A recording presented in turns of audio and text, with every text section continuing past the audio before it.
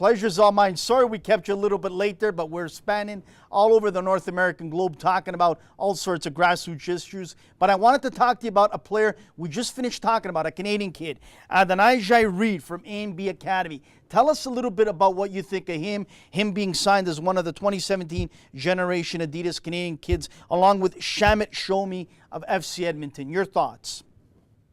Well, it's interesting. And speaking of Reed, I hadn't heard of him before today's announcement. And so, I've been on the phone a little bit, just getting people's feedback. And, he's certainly an interesting one. When you're looking at the college draft, you're usually talking about players that are, at least 19, 20, 22, 23 years old, and many times a little bit of experience. But, Reed's a 99 birth year, so he's going to be by far one of the youngest guys on the table. So you're looking at a player that's 2 or 3 years away from contributing. You'd think he'd end up with one of the Canadian teams for sure. Obviously, Toronto SC, you'd have to think, has seen this kid a lot, and perhaps are the one that was nudging MLS in the direction to, kind of put him into this Generation Adidas Canada class, I guess we're calling it now. So, Show me the more interesting, more ready to, he's not that Reed's not interesting, I shouldn't say that, but Show me is just interesting from the perspective that, MLS went out and paid a transfer fee, for a player that was already professional, and now are putting him into the draft, which is, it's kind of how MLS works and what we've seen, but I think you could provide a team with a relatively more ready-made contributor when we're looking at the 2017 season. Obviously, he's still young, being a part of the Canadian U20 national team setup, and perhaps a little bit more in line with the Generation Adidas idea of bringing the younger players to develop and to make the transition into MLS. So I think they're two interesting names, and it definitely adds a little bit more to the draft, especially with, I guess it looks like MLS is going to stick with this smaller class of just 5 players. Obviously that can change between now and next week, but for the time being, I think it adds something a little more compelling for sure. Travis, let's talk about some of the top picks. Let's in your mind, talk about the top 5 picks, how they'll unfold. Obviously, Minnesota, Atlanta, Houston in the mix, Chicago in the mix, and Columbus in the mix there for the first 5 picks, I believe, and San Jose with number 6. Who do you see as the number 1? Who is the consensus right now that you believe is a slam dunk number 1? Or is there a lot of conversation still on who will go number 1? I do think that, barring like a shock, the one sort of, I think, surprise that could happen, simply because Minnesota will have known the player, they could go out on a limb and pick Show Me. I don't think that, but you think about it, they've been in the NASL, they'll know who the kid was from playing him last season. So, maybe they're the ones that make that decision. However, I do know that Adrian Heath's been scouting Jeremy Ibobise a lot. He's the U.S. under-20 forward that actually signed a contract with MLS last summer after deciding not to play his junior year at Duke last fall and went on loan with the Charleston Battery. So I think it's either going to come down, if they don't go the Show Me, the surprise route, it'll come down to either him or Abu Danladi, the forward from UCLA. I'm pretty sure I've talked about him on the show before. He's probably the best, the highest ceiling in the draft in terms of the players, especially in the Generation Adidas, but his problems in staying fit. College soccer has been kind of an up and down for him. Obviously he's shown his quality. It's very easy to see, but he's been unable to stay on the pitch with nagging injuries here and there. So I do think that, it's going to come down to Dunladi or Ibobise. If I had to put money on it, I'm going with Ibobise simply because I think he's someone that a little more safer of the two and a guy that can come in and maybe have a Kyle Larin-esque season. But to me, it's a shocker that you might think that Show Me could possibly go number 1. I mean, that would be a huge story for Canada once again. We know Kyle Larin going to Orlando City number 1 not too long ago, but another Canadian kid, this would be unbelievable for Canada, Travis. Yeah, certainly. I don't want to get carried away. This is not inside information. This is just me saying, what if this happens because Minnesota's coaching staff could know him a little bit better than some of the MLS teams. But like I said, I know they've been doing their homework, and I'm sure that they're not just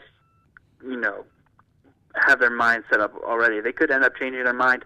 Maybe he has an unbelievable combine. Maybe Dunlady tears it up down and out in LA for the combine, and they decide to kind of make that judgment based off that. So you never really know. I would still, I just I've kind of made that connection today. It's kind of that'd be funny if this happened, sort of a thing. But it'd be a big deal for Canada. And like I said, he's a player that none of these other kids. Ivo Bisset went on loan with the Batteries, so played some USL minutes. But Shomi played, I think, around 25, 26 games for Edmonton last season. So you're looking at a player that has, he's kind of been there, done that, whereas a lot of these other guys haven't. So, maybe it's not as crazy a suggestion, right?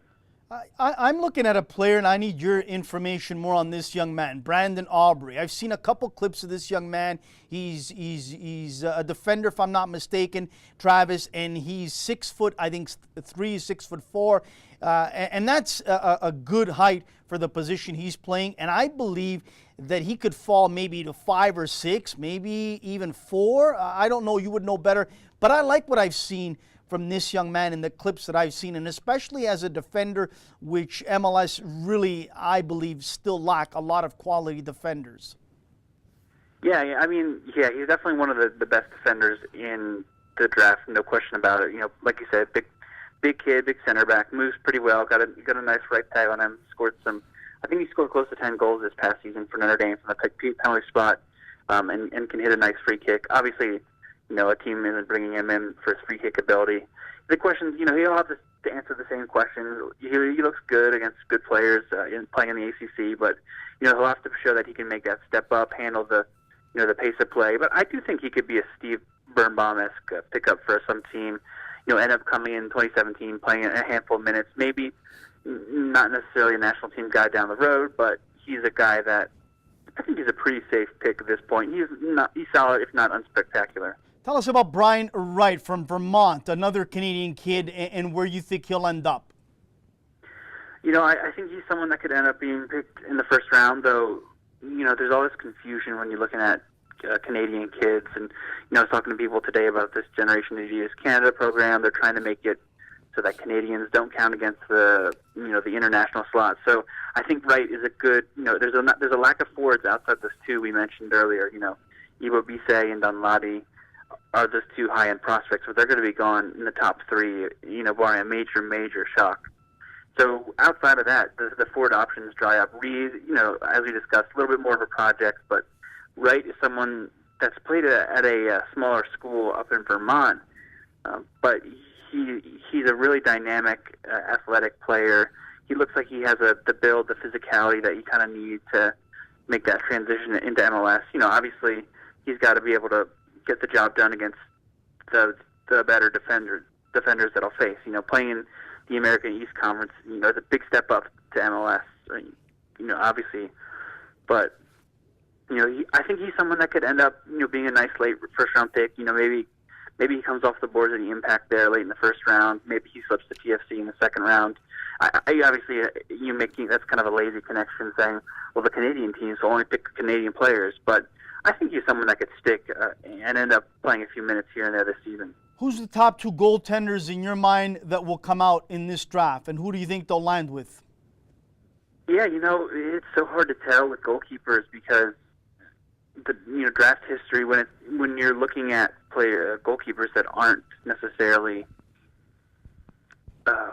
Generation Adidas, they end up falling a little bit further. Some go undrafted, even though I rate them pretty high. The 2 that I like the most, that I have the highest rated, goalkeeper Eric Klanovsky, Monmouth. He's a big kid, 6'6", moves pretty well for that size. And right behind him, you have Alec Farrell out of Wake Forest, another guy that he's not quite as big, but he's got the kind of the requisite pro size that you need for a potential starting goalkeeper in MLS one day. And I don't think either of these guys see the field, but as far as see the field this year, and as far as projecting a sort of the landing spots, it's kind of hard to know, what teams need at this point. Maybe we can go to the Philadelphia Union for the usual goalkeeper joke, but it'll be interesting to see because he's been on trial at Everton during this offseason. That he ends up there. A lot of coaches think highly of him that I've spoken to, and obviously with that kind of size, as long as he can, get down, make those low saves, then he's someone that could probably stick and end up as a starter one day. But it's hard to see a rookie goalkeeper making that jump from college to MLS in just a year. What are you hearing about the Montreal Impact and TFC? What are they looking for? Midfield, defensive help? What do you think they're going to try to go for in this draft coming up? Well, kind of as we discussed, I was actually finding a little bit of confusion.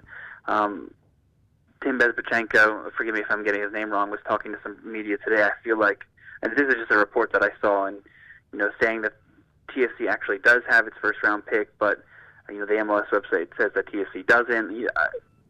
Without kind of going back on that sort of lazy Canadian connection, I do think that they'll probably be looking for picking up the best player that they can to find guys that can make their squad. But you'd have to think when you're looking at TFC that if they've probably seen the Dinajah Reed kid a whole bunch, and it seems like a very sensible landing spot for him. You have TFC too, where he can matriculate, he can develop, he can get games that he needs at this point.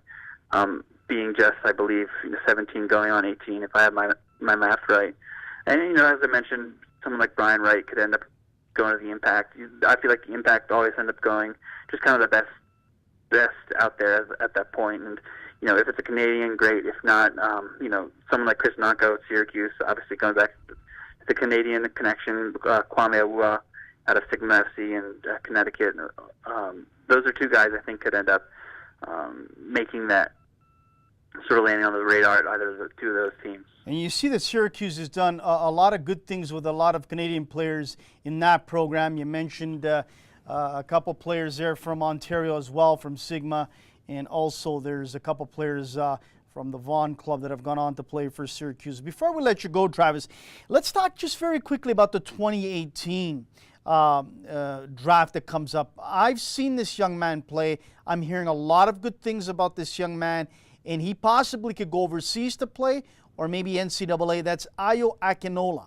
The USA know him in that system, and he's been scoring quite a number of goals recently. Tell us a little bit about him and what you think. No, yeah, I was down in Florida actually during the Nike Friendlies. Ayo was one of, they have this three-pronged forward line with Ayo Akinola being one of the quick wingers that, able to dominate with his athleticism. I actually think it would be a good move for him to make the jump to TFC too, or, if he gets a first-team offer from, I believe he's gotten a first-team offer from Toronto FC, but in all actuality, he would likely probably see more minutes right away with the USL team. He's a good young player. It's he's at that stage, I think, where it's pretty tough to judge him, to know how well he would do watching him against competition his own age. I like to see him play against some USL opposition, perhaps. I know he got a look with them. He got a look with TFC too. I believe it won a game or two last season. And I think that's kind of where you're going to get a better barometer of where he is right now. And he's got all the tools you want in your dynamic attackers. Works hard on off the ball, pretty good with it in possession. But at the same time, a lot of the quality you see from him is rooted in that athletic and physical gifts, and those sorts of abilities. I don't want to say I'm skeptical about him as a player, but it's more just sort of how I run a rule over a player. It's easier for kids to dominate, to look good, when they're kind of bigger, faster, stronger than their opposition. So, Ayo obviously is playing at a high level. I'm not saying he's not any good, but it's kind of hard to judge to know how exactly good he will be. I think he's got some impressive tools.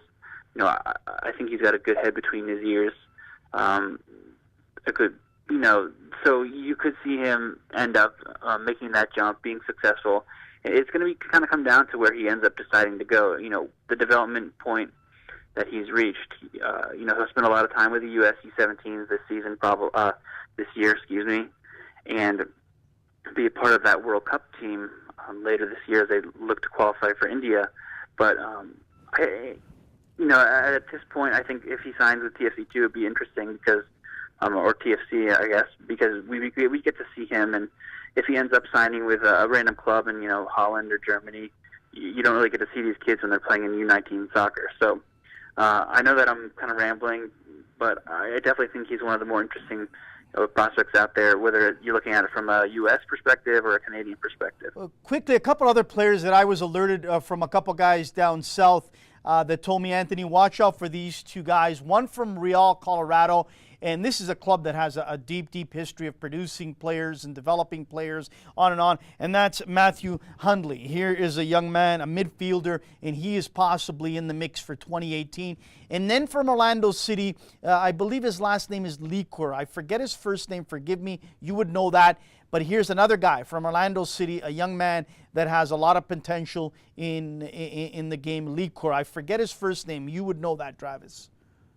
Yeah, no, actually, you kind of put me on the spot. And, Hundley is someone that I know a little bit of, but I'd have to see the Orlando guy's name spelled out to make sure that I'm talking about the right guy.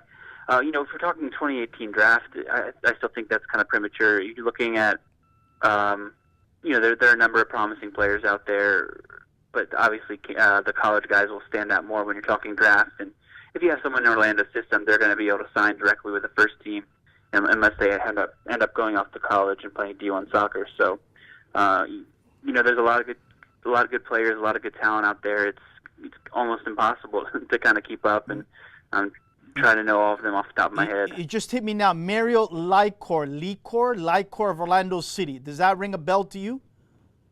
Not, like I said, not off the top of my head, but I'll definitely come back on here on the show and have a full scouting report for you. Yeah, let me know, because he's a forward, and apparently he's a guy that is going to open up a lot of eyes in 2018, in 2017, and possibly go high in 2018. Interesting to see where he lands. Travis, it's always a blast having you on.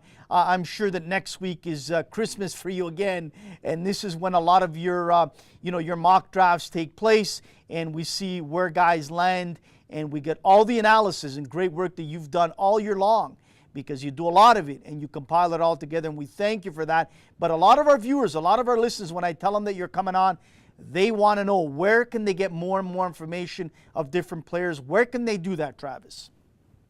Just check out topgrowsoccer.com. Follow me on Twitter at Travis M. Clark for all the news and mock drafts and big boards and all that stuff as we count down the days to the next draft. And you get your information, Travis, as we let you go, I'm sure, from many people all over the country and Canada as well, because obviously you can't watch each and every player, but I'm sure that you get a lot of video to watch a lot of the players. But you rely on a lot of information from a lot of people, I'm sure, that you've trusted over the years, correct? These are coaches, these are maybe academy directors? Yep, and obviously trying to watch as many players as I can too.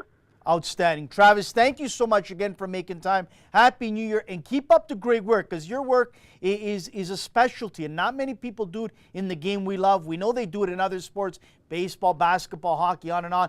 But with soccer, it's unique what you're doing, and we thank you. And again, keep up the great work you're doing. Oh, thank you very much for the kind words, and thanks again for having me on.